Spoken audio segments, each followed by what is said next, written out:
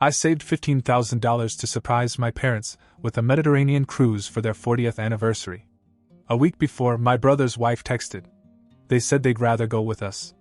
They deserve a real vacation. I quietly refunded the tickets. The morning of their flight, they found out their bags were lost, the reservation was cancelled, and their credit card limit was dropped to $500, and later saving $15,000 wasn't easy. I cut back everywhere I could. I cancelled subscriptions, skipped nights out, and took every double shift my boss threw at me. My friends joked that I had gone into a self-imposed hibernation, but I had a goal, and every dollar felt like a step closer.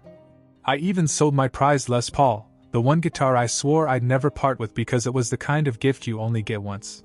My parents' 40th wedding anniversary was coming up, and I wanted to do something special. Growing up, I'd heard them talk about their dream trip to the Mediterranean. My mom would light up when she talked about walking the streets of Santorini or sipping wine in Tuscany. They never had a real honeymoon, just a cheap road trip to Myrtle Beach because money was tight. They've always worked hard and sacrificed a lot, and I thought this cruise would be the perfect way to say thank you. I kept the plan under wraps, only letting my brother Mark in on the secret. Mark has always been the golden child, a solid career, a house in the suburbs, a wife who hosts the kind of dinner parties where you have to ask which fork to use. Jenna, his wife, has always been a little too much for me. She's the kind of person who double-checks spelling in group chats and brings up real estate prices at family dinners just to remind you that she's winning at life. A week before their anniversary, Jenna sent me a text. It was short and casual, like she was mentioning the weather. You said you'd rather go with us. They deserve a real vacation. I had to read it twice. At first I thought she must have misunderstood something, that maybe she got her wires crossed. But the more I thought about it, the more it felt like a deliberate move.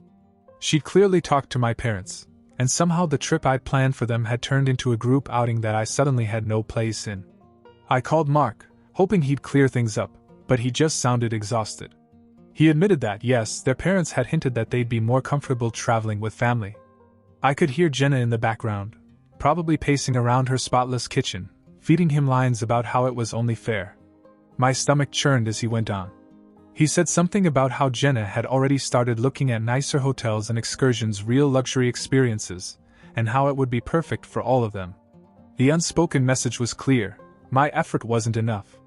My gift, my sacrifice, wasn't enough. The next morning, I quietly returned the money for the tickets. The click of my mouse felt like pulling the trigger on something I hadn't fully thought through, but I did it anyway. I watched as the refunded amount hit my account, a lump sum that felt both liberating and bitterly disappointing. But I wasn't done. If they wanted a real vacation, I was going to make sure it was one they'd never forget. On the morning of their departure, my parents discovered that their suitcases had been lost. I had been careful, taking the time to call the airline and using the right keywords to trigger the automated red flags that would ensure their bags were misplaced at the transfer hub. Then there were the reservations, the ones I had spent months meticulously planning. Cancelled. It took a few nerve-wracking phone calls, some creative acting, and a few strategically placed complaints about fraudulent activity to make sure those bookings disappeared into thin air. And then, the final touch, their primary credit card, the one they probably intended to use for the entire trip, mysteriously had its limit reduced to $500.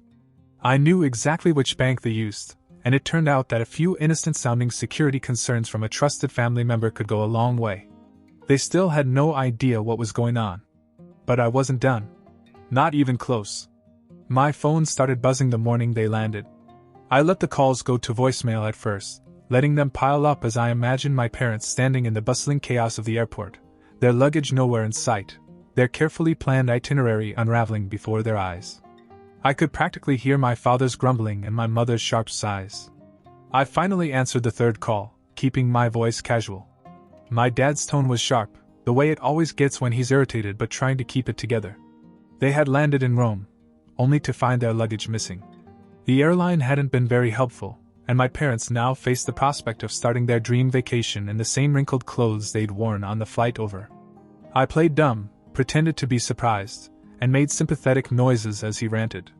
Then he mentioned that their hotel, the one I had carefully booked for them, complete with a private balcony overlooking the Tiber, had no record of their reservation.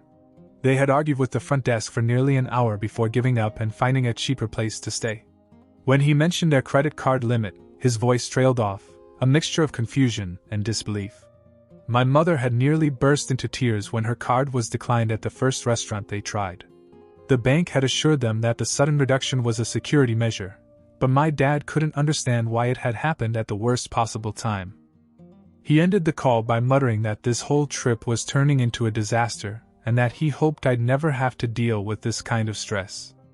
I had to bite my lip to keep from laughing as I promised to check in with the airline on their behalf. That night, Jenna called. She went on about how chaotic everything had been, how their perfect itinerary had been ruined by unexpected problems, and how they'd had to downgrade to a 3-star hotel that barely had air conditioning.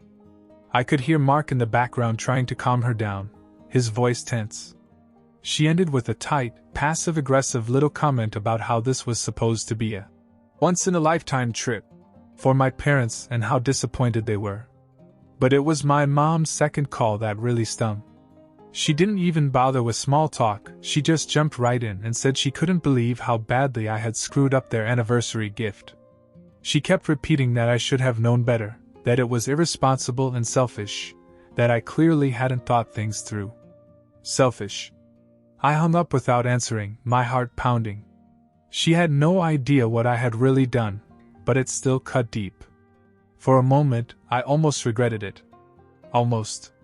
But then I thought about Jenna's smug little messages and my dad's endless lectures about responsibility and doing something real with my life, and the anger came back. They had no idea what was coming.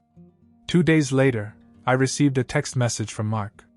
It was short, just one line, "Bro, what the hell is going on?" I ignored it. By then I had already set the next phase in motion. I knew my parents had planned to visit a few major cities along the Mediterranean, and I figured it wouldn't take much to throw their plans into chaos. First, I called the airline again, this time dropping a few hints about suspicious activity on their frequent flyer account.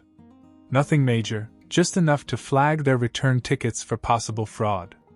I wanted them to feel the slow, grinding stress of a vacation falling apart piece by piece.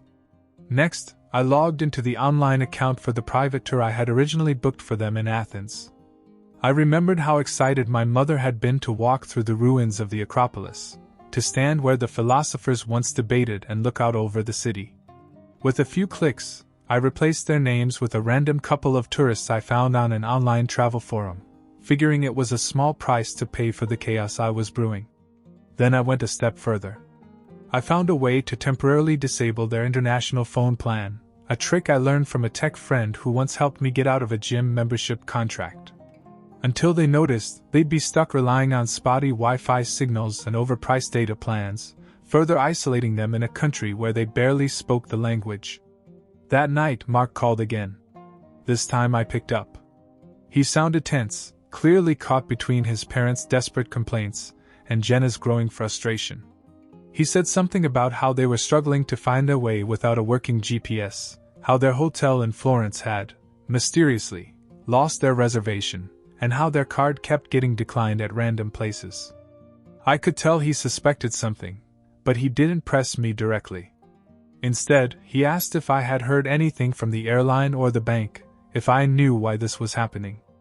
I just mumbled some vague reassurances about travel mix-ups and European bureaucracy before making an excuse to hang up. The next morning, my parents called me again. This time they were furious. My dad accused me of being careless and botching their entire trip, and my mom chimed in about how I had ruined their one chance at a perfect vacation. She said she had never been more disappointed in me, that this was just another example of me not thinking things through.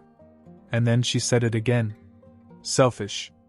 I sat there, gripping my phone, feeling my jaw clench as she ranted. Selfish. As if I hadn't sacrificed 2 years of my life to make this trip possible for them. As if I hadn't put my own dreams on hold to give them something special. They had no idea how deep this went, how carefully I had planned every twist and turn of their unraveling vacation. But as I hung up the phone, I felt a flicker of doubt. The kind that creeps in when you realize you may have gone too far, that maybe, just maybe, you've crossed a line from which you can't come back. But it was too late to stop now. A few days later, the messages from Mark stopped. I figured Jenna had finally convinced him to go into full vacation mode, or maybe he'd just given up trying to reach me. Either way, I took it as a victory. But then a message from Jenna herself. It came late at night, a wall of carefully crafted text, each line dripping with passive aggression. She wrote about the incredible stress my parents were under, how they had spent hours on the phone with customer service, trying to get their accounts straightened out and their reservations reinstated. She implied that I had clearly cut corners, that I had probably used some shady third-party sites to book their hotels, and that this whole mess was a result of my reckless and selfish planning. Selfish. Again. I threw my phone on the couch, anger pulsing in my temples. I had gone from being the black sheep of the family to their personal scapegoat, all for trying to do something nice. But fine. If they wanted to paint me as the bad guy, I'd take the role. I started small, using one of the many travel apps I had experimented with while planning their original trip. I changed their remaining restaurant reservations to the kind of tourist traps that would leave them overcharged and underwhelmed. I knew my mother was dying to try authentic Italian pasta in a quiet, hidden trattoria. Instead, they'd be crammed into a corner table at a noisy, overpriced tourist joint with English menus and watered-down wine. Next, I made a few calls to the local transportation companies they'd booked for their intercity transfers. It took some patience, but I was able to change their private car in Amalfi to a much cheaper, less reliable bus service. I could just picture my father, red-faced and grumbling, trying to fit his 6-foot frame into a cramped seat next to a bunch of sweaty tourists. And then, just to twist the knife a little deeper, I had their prepaid museum passes accidentally revoked due to an alleged payment dispute. I even threw in a few fake complaints under their names, just to make sure they'd get some extra scrutiny at the entrances. It felt good. Too good, maybe? But the thought of them stumbling through Europe, struggling to put their plans back together, kept me going. But then, 2 days later, Mark called. He sounded different this time, more frustrated than worried. He said her parents had been calling him nonstop, asking if he knew what was going on, if he had somehow messed up their bookings. He admitted that Jenna had been crying the night before, complaining that this trip had become a nightmare, and that they might never get the chance to do something like this again. He said something that surprised me. He said our parents had started fighting real, deep, old marriage kind of fighting, the kind they hadn't had in years. They were snapping at each other over little things, turning every little inconvenience into a personal attack. He said he hadn't seen them like that since we were kids. For a second I felt a pang of guilt. Not enough to stop me, but enough to make me hesitate.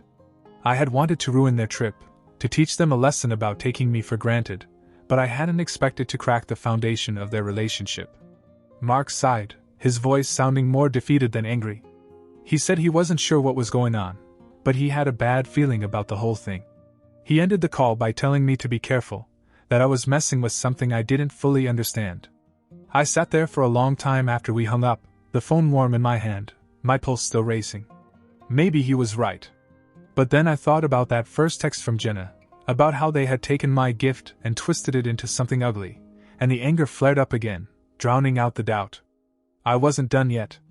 The next morning I woke up to a long email from Mark. It was a rant masquerading as a plea for sanity. He wrote about how our parents had barely spoken to each other on the train from Florence to Venice, how they had fought over something as trivial as a missed photo op on the Rialto Bridge, and how the stress was getting to everyone. But the part that really caught my attention was when he mentioned Jenna. He said she had cried again, this time after a ruined dinner at a supposedly authentic Italian restaurant that turned out to be a tourist trap.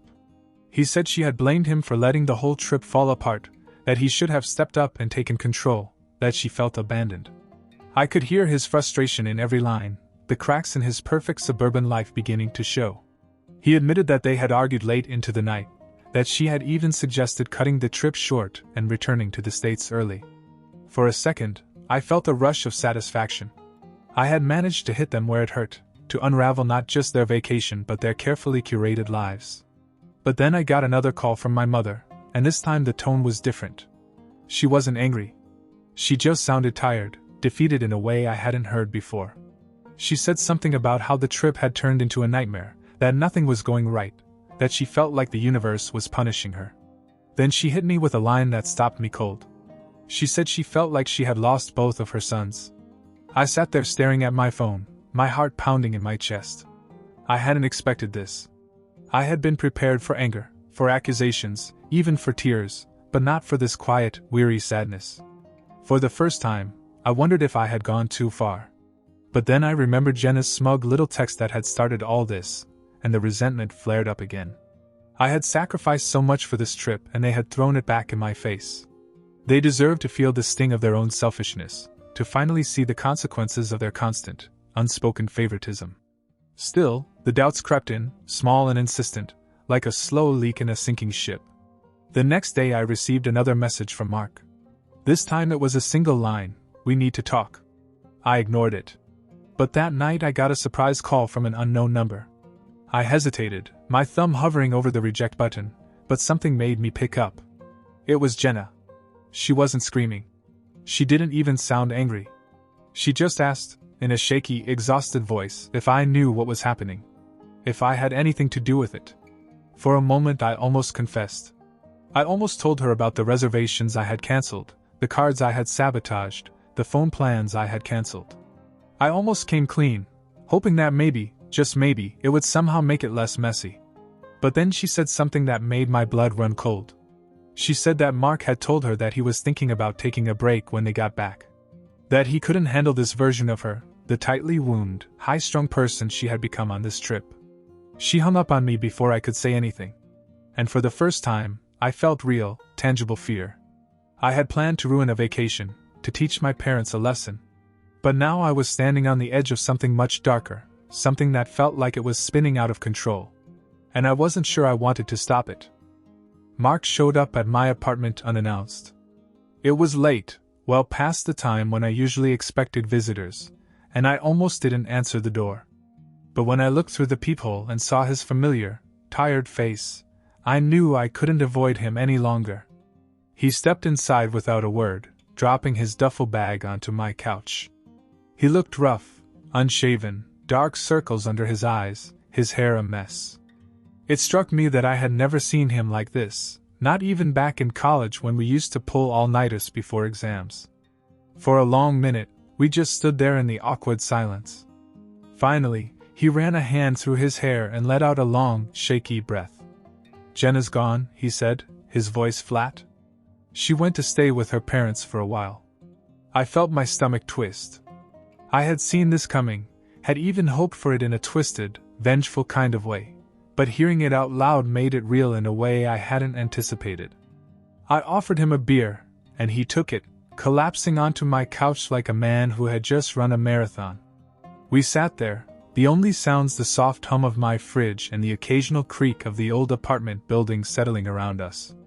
I kept waiting for him to start yelling, to accuse me of ruining his life, to demand an explanation, but he just sat there, staring into his drink. Finally, he spoke. "I'm done, man. I can't do this anymore. The house, the parties, the endless small talk with her parents, the pressure to be perfect. It's like I don't even recognize myself anymore." I stayed quiet, letting him talk, because I knew this was the moment I had pushed him toward, the breaking point I had engineered without fully understanding the damage it would do. He kept going, his words spilling out like a confession. He said Jenna had accused him of being a bad husband, of not caring enough, of failing to support her when the trip fell apart. She had blamed him for every missed reservation, every awkward interaction, every tiny inconvenience. He said he had tried to comfort her, to remind her that things go wrong sometimes, that it's part of the adventure, but she had just snapped, saying he didn't understand, that he never would. Then he said something that hit me like a punch to the gut. She said, "I'm just like you." I felt my chest tighten, my breath catching in my throat. For a second, I thought he was about to confront me, to accuse me of sabotaging their trip, of setting this whole disaster in motion. But instead, he just took another long drink, his eyes fixed on the flickering neon sign outside my window. "I'm moving in with you for a while," he said, his tone resigned. "I need some space, a break. I'll figure things out eventually, but I can't go back to that house right now." I just nodded, not trusting myself to speak. We sat there in silence for a long time, the weight of everything unsaid pressing down on us, the full scope of what I had done slowly sinking in. I had gotten my revenge. I had shattered the perfect, polished life my parents and Jenna had built, pulled apart the seams of their carefully constructed world. But now, sitting next to my broken, exhausted brother, I felt something I hadn't anticipated: guilt. Real, raw, unshakable guilt. Because in my rush to punish my parents, to prove a point about being taken for granted, I had dragged Mark down with them. I had turned my only ally into collateral damage, and I wasn't sure I'd ever be able to fix it. As I sat there, staring at the chipped paint on my apartment walls, I realized I had crossed a line I could never come back from. And for the first time, I wondered if I had really won, or if I had just destroyed the one thing I actually cared about. Update. Alright, so I didn't expect this to blow up, but since a few people asked for an update, here it is. Mark has been crashing at my place for about 3 weeks now. It's been weird, like living with a ghost. He's quieter than I remember, more withdrawn. He spends a lot of time just sitting on my couch, scrolling through his phone or staring blankly at the wall. I've tried to get him out, even took him to a bar last weekend, but he just drank a beer and barely said a word. But here's the thing I didn't see coming: my parents came back early. I thought they'd just limp through the rest of their ruined vacation and come home with some half-hearted smiles and fake stories about how magical the trip was, but no. They cut it short by a full week. They showed up at my apartment a few days ago, completely out of the blue. I came home from work to find my mom pacing in the hallway outside my door, my dad leaning against the wall with a look on his face I hadn't seen since I crashed his car in high school. They pushed their way inside as soon as I unlocked the door, and my mom immediately launched into a rant about how their dream trip had been a nightmare, how they felt cursed, how they had spent hours fighting hotels and airlines and banks just to get home. She went on and on about how they had lost control of everything, how it felt like the world was conspiring against them.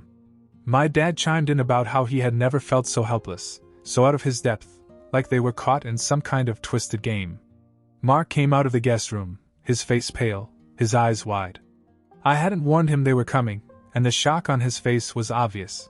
Then, in the midst of all the chaos, my mom said something that sent shivers down my spine. She said she thought they were being targeted. At first I thought she was being dramatic, that she was still upset from all the travel chaos. But then she pulled out her phone and started scrolling through photos. She showed me a picture she had taken in Rome, just a random shot of a crowded piazza. But in the corner, half hidden behind a cluster of tourists, was a guy in a hoodie, his face turned just enough to see that he was holding up his phone, as if taking a picture of her. Then she flipped to another picture, this one of Florence. Same guy. Hoodie pulled up, phone in hand, lingering in the background. And another. And another. I felt my blood run cold as she scrolled, photo after photo, the same shadowy figure lurking just around the edges, like a ghost haunting her every move. My dad muttered something about calling the police, about getting security cameras installed in their house, about how they were clearly being targeted by some kind of scam or stalker. I tried to play it cool, to keep my face neutral, but my mind was racing. Because I had planned every twist and turn of their ruined vacation, but I had never sent anyone to follow them. Which means someone else has. And I have no idea who it is. Should I keep it going? Maybe add another layer of mystery to really ratchet up the suspense. Just let me know how dark or twisted you want this to get, and I'll keep it going.